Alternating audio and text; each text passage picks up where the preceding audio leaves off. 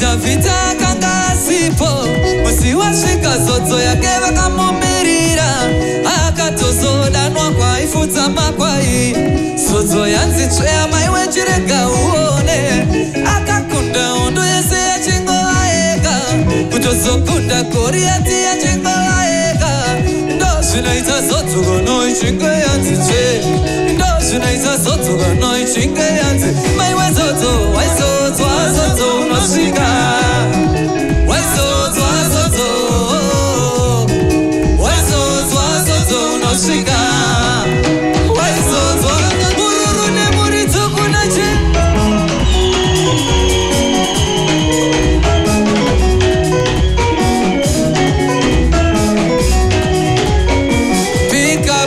pika hatina kana nguva chero panyika hatina futi nguva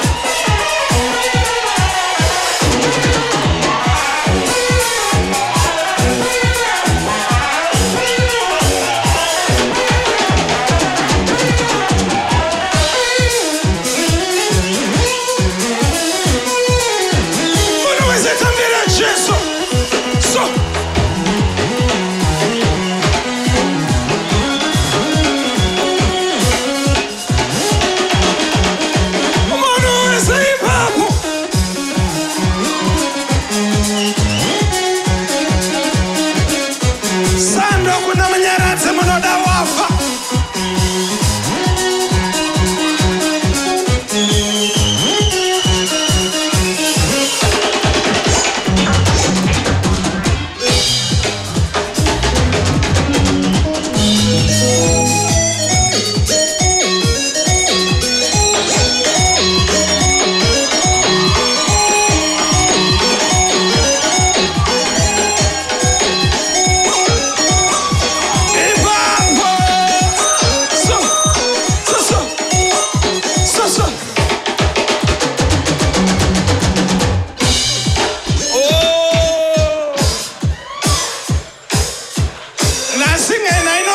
keyboard foot Moko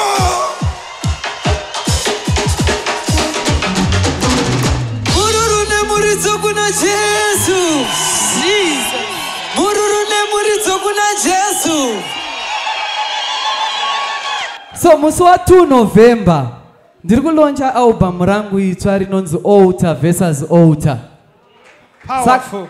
Yes, saka ndati nditaure pamberi pechaunga nditaure pamberi pababa kuti ndaishuvira kuti vawanikwa vachinditsigira spiritually, you know. Tinoda kusupporta talent nai tichingopedza moya ku office kwangu mopiwa $1,000. Bless you. Moenda moneta launch yenyu mwari akuitirai zvakanaka.